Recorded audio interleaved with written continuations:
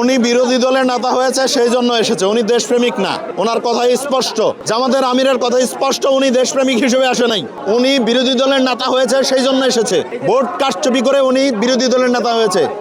আমরা ঢাকা 15-তে আমাদের বিএনপির সেই ভাইকে আমরা কোরবানি দিয়েছি শুধুমাত্র এই কারণে যে দেশটা সুশৃঙ্খল একটা পরিবেশ থাকুক, না হলে তাকে আমাদের কোরবানি দিতে হতো না।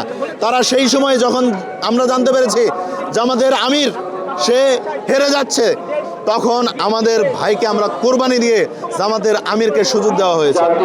তারা সেই সময় আন্দোলনে নামবে, দেশকে অস্থিতিশীল পরিস্থিতির দিকে নিয়ে যাবে। আমরা দেশকে ভালোবাসি, দেশের সার্বভৌমত্বকে ভালোবাসি এবং দেশটা শান্ত থাকুক, সেই জন্য আমরা দেশের পক্ষে কাজ করে যাচ্ছি। সবাইকে নিয়ে পথ চলার একটা অঙ্গীকার আমরা করেছি। আমরা বলেছি আওয়ামী লীগের সাথেও ইনসাফ করা হবে, প্রত্যেকের সাথে ইনসাফ করা হবে।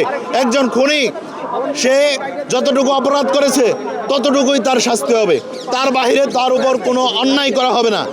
প্রত্যেক নাগরিকের সাথে ইনসাফ করা হবে। বিএনপি এবং বিএনপির জোটগত সকল রাজনৈতিক দল এক এবং অভিন্নভাবে এটি বিশ্বাস করে। আর কখনো যেন এই শহীদ বেদিতে আসতে না পারে, এক কথায় শহীদ বেদিতে যেন না আসতে পারে, স্মৃতিসৌধে যেন না যেতে পারে।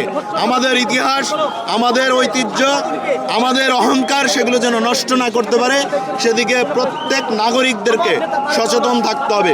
এবং রাষ্ট্রনায়ক তারেক রহমানকে অনুরোধ করব, যারা ৭১-এ মহান মুক্তিযুদ্ধের বিপক্ষের শক্তি, তারা যেন কখনো আমাদের ইতিহাসকে বিকৃত না করতে পারে, সেই দিকে আপনার অন্তত মনোযোগ রাখতে হবে।